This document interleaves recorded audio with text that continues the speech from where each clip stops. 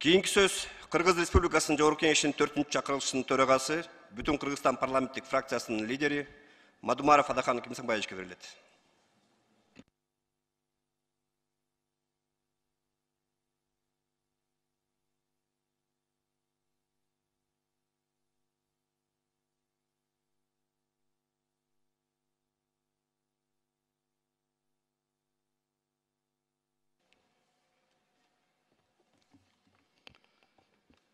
Саламатсыздар, урматтуу төрагалар, урматтуу аксакалдар, соңку кыргыз тарыхын жараткан инсандар, ал тарыхтын ичинде ачуусу да бар, таттуусу да бар, сыймыктан аардагы, уялаардагы барактары толтура. Бүгүн эми конституция жөнүндө сөз кылуунун кажети канчалык деңгээлде эле билбейм, муну бир жума баштап өткөрүп койсок жакшы болмок. Жана Медешерим Кулуч айтканда, ушул жерге бүтүн ошол азаматтардын баарын чакырып, эч болбосо кеч болсун деген принцип болуп атса керек. Кыргызда бир керемет макал бар. Биздин конституциядан дагы ыйык, конституциядан дагы бийик. Бул макал лакаптар.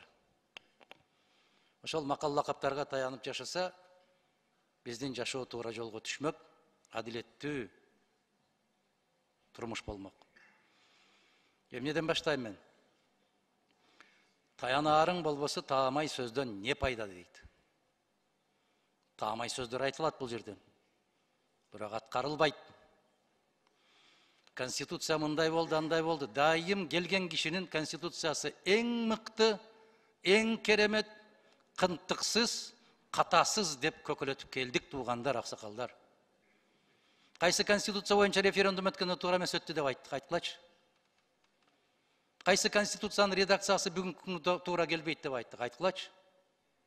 Шатыраш атман кол чаап, керемет эле керемет, жашоо ордунда турбайт, өзгөрүп турат. Мына бүгүнкү киргизген өзгөртүүлөрүңүз накта элдин каалоосу болду деп ушул күнгө келдик. Кеп конституцияда эмес. Миң жолу кыйкырам, кеп конституцияда эмес. Кеп коомду жана коомду башкарган бийликте. Дүйнөлүк өлкөлөрдөгү конституция тууралуу урматтуу төрагалар могул жерде отурган жакшы билет, маалыматтары бар. Англия конституциясы жок эле жашайт. Адам укуктары керемет деңгээлге жеткен. Бардык институттар өз укуктарын мыкты билет. Израилде 12 мыйзамдан турган мыйзам түркүмдөрү бар. Ошону менен жашашат, конституция жок. Мусулман өлкөлөрүндө билесиздер Куран менен, андан кийинки хадистер менен, сүннөттөр менен жашайт. Эч кандай маселе жок. Дүйнөнү дүңгүрөтүп аткан өлкөлөрдүн бардыгы конституциясы жок өлкөлөр. Кеп инсанда, кеп адамда. Кеп ошол жердеги жазылган мыйзамдар канчалык деңгээлде сакталат. Биз айтып атабыз, 30 жылдын ичинде 32 жыл болуп атат. 10 жол өзгөртүү киргиздик, биз керемет болуп атабыз деп. Жок. Мына кошуна өлкөбүз Өзбекстан 31 жылдын ичинде биринчи жол өзгөртүү киргизди. Борбордук Азиядагы эң өнүккөн өлкө. Кеп конституцияда эмес, дагы бир жол айтам. Кеп ошол конституцияны ким колдонот, кандай колдонот? Мына урматтуу бүгүнкү жыйындын катышуучулары билесиздер, Америкада конституция 236 жыл башта кабыл алынган. Бир да өзгөртүү киргизилген жок, 27 гана түзөтүү киргизилди. 236 жылда 27 өзгөртүү түзөтүү киргизилди. 7 гана беренеден турат. Биздин конституция 116 беренеден турат. Эми салыштыргыла. Бийликтин бутактары кандай бөлүнгөн, адам укуктары кандай сакталган, жана башка адам укуктары жөнүндө кеп кылалы. Биз конституциянын тегерегинде сүйлөйлү. Конституциянын 53-чү беренеси. Ар бир адам конституцияда жана мыйзамдарда тыюу салынбаган ар кандай аракеттерди жана ишмердүүлүктү жүргүзүүгө укуктуу. Ошол укук барбы Кыргызстанда? Көрсөткүлө. Жалгыз мен көрбөй калсам, мени жетелеп барып көрсөтүп койгула. 53-чү берененин 3-чү пункту. Ар бир адам конституцияны жана мыйзамдарды сактоого, башка адамдардын укуктарын, эркиндиктерин, абийирин жана ар намысын урматтоого милдеттүү. Ар намыс сакталып атабы? 56 беренеси. Кыргыз Республикасында адамдын укуктарын жана эркиндиктерин жокко чыгаруучу же кемсинтүүчү мыйзамдар кабыл алынбайт. Бүттү. Конституциялык соттун төрагасы отурат. Конституция эң жогорку юридикалык күч жана анын талаптары түздөн түз иштетилет. Кыйшаюусуз иштетилет. Кандай десеңер ошондой дегиле. Эмне деп түшүнсөңөр түшүнгүлө. Бул талап менин талабым эмес. Мына мына жерде жазылып турат. Акылдуу кишилер кабыл алган конституция кыйшаюусуз аткарылсын деп атабыз биз. Бул менин конституциям эмес. Кемсинтүүгө жана мыйзамды кабыл алууга мүмкүн эмес дейбиз. Керек болсо ар кандай сөздөр да чыгып кетип атат. 59 берененин 6 пунктунун 2 абзацы. Билип туруп атайын мыйзамсыз жана негизсиз кармоо же камакка алуу аныкталган учурда кызмат адамдарды жазык жоопкерчилигине тартылат деп атат. Бизде 30 жылдын ичинде бир киши тартылдыбы? Канча киши айыпсыз камакка алынды? Канча кишинин күнөөсү далилденбей туруп абакта жатат? Жылдап жатып атат. Мына жерде кыйноого каршы улуттук борбордун директору отурат, Бакыт мырза. Ар сайын биздин жогорку кеңештин кулагына күмүш сырга кылып тагып атат. Эл эзилип бүттү деп атат. Кыйноолор болуп атат деп атат. Сабоолор болуп атат деп атат. Биз эч нерсе билбегенде отурабыз ушул жерде. Адилет сөзүн айтпаса аксакалдан не пайда дейт. Мен эң жаш депутат элем кезинде. Азыр ушул парламенттин аксакалдарынын бири болуп калдым. Мен бул адилет сөздү айтышым керек. Башка аксакалдардын укпаса, мен айтууга милдеттимин ушуну. Бүгүн да кыйноолор улантылып атат. Биз кол чаап аткан мезгилде дагы айыпсыз жатат түрмөдө. Эчен байкуштар жатат. Мына конституция. Бул жерде айтып атат.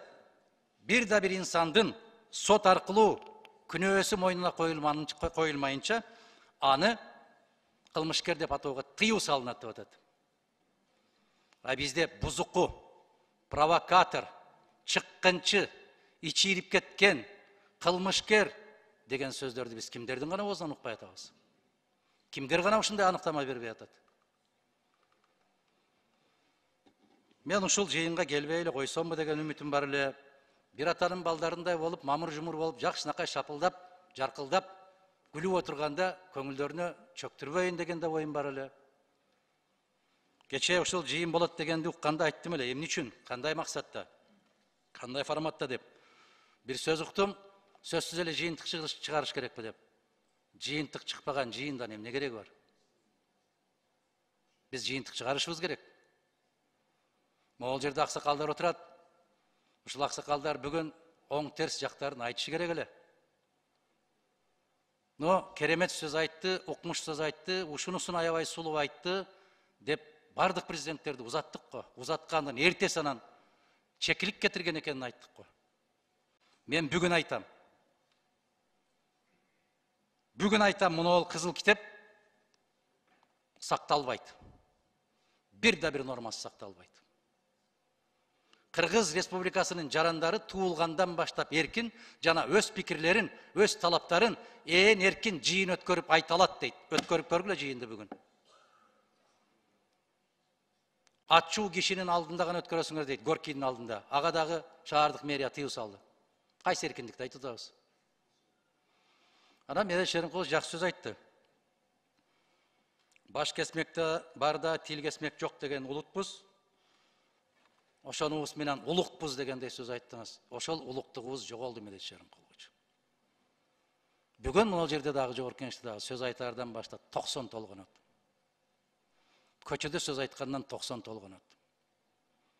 Мына жакшылык жамандыктарда бирге болуп атабыз. Чыгып барганда мыкты, жакшы, туура айтып атасыз. Бирок бизди түшүнөсүз да дегендерди сиз дагы көрүп жүрөсүз. Биз да көрүп атабыз. Ойлоп коюңуз да, менде тигиден да, андай да, мындай да деген 90 шылтыбан айтабыз, бирок айтпайбыз. Дуалга кадап атып, башыңа ай балта турса дагы бир жашоо, бир өлүм. Биз көкөлөтө бергенден көкөлөтө берип ушул жерге келдик. Кайсы президентти көкөлөткөн жокпуз садагалар айткылачы. Кайсы президентти көкөлөткөн жокпуз? Ваше превосходительство, ваше высочество. Сиз бар үчүн күн чыгып атат. Siz бар üçün gül-gülde atat. Siz prezident болып келдіңіз, bu жылында туылыпсыз, almalardың gülдөгөнün қараңызшы деп көкөретіп келген біз емес пе? Açık söz. Men geçirim sırayım sizlerden. Bırak menin жүрегім mından başka sözde ayta albaydı bugün. Menin közüm uşulardı görüp durat. Menin akılım uşulardı düşünüp durat. Eğer başka dünya, başka alamda yaşavatsam, men geçirim sırayım.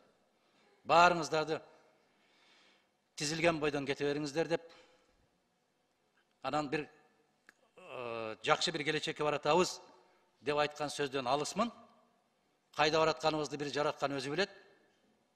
Қайда барып тоқтарыбызды дағы жаратқан өзі білет. Мұны майрамдауға менің құқығым жетпейді, күшім де жетпейді. Майрам күн қатарында да көрбеймін. Егер де ушул жердегі жазылған айтылғандардың бүтіндей бары қишайсыз атқарылып атса, мен ушул китепти төбөмө көтөрүп алып жүргөнгө даярдым. Бирок тилекке каршы андай эмес. Миңдеген түрмөдө жаткан адамдардын тагдыры менен муну ол залда отуруп кол чаап аткан адамдардын тагдыры эки башка. Ошолор ичип, ошолор жеп аткан тамак менен азыр чыгып биз ичкен чай, биз жеген тамактын экөөнүн эки башка. Экөөнүн тагдыры эки башка. Ошондуктан мен мындай той тамашаларга катыша да албайм, куттуу болсун деп айта албайм. Бир гана кайрыларым ушул: жараткан элиме акыл эс бер. Жараткан элиме сабырдуулук бер. Жараткан өзүң гана сактабасаң, биз көрпенделердин колунан келбей калды. Биздин акылыбыз жетпей калды. Биздин күчүбүз жетпей калды. Элге инсап берсин, иман берсин, акыл эс берсин. Имандуу эл жетекчилерди кайсы жолго салышты иман менен өзү билет. Рахмат, бар болуңуздар.